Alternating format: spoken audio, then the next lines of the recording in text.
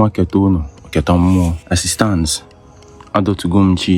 n'ikenga wee lụọ agwụ dozie ndị mmiri ndị ichie my father can ya so that does not feel right to me na nwa manne ama ndị ichie but ụmụ ọkpụ my mother nọ na my obi apụlugo m ka nwoke Igbo si akwụ ife fọzielu m ka mmụọ zuo oke bụ ije dute ọla Igbo dọturu ya chi na ụmụ ọkpụ over place ka ọzọ fiaba ọnwa agbara nwaanyị onye gbuo ọ dịrị m ịmaba akwa red ka obi dị ya mma o wee nye m obi na ọ bụrụ m ya amụ nwa anụghị ewu mbụ andọ nwa bụ obi anyị ma na ofu ọnụ eji wee si na eze enwere nwa ka eji wee sikwazi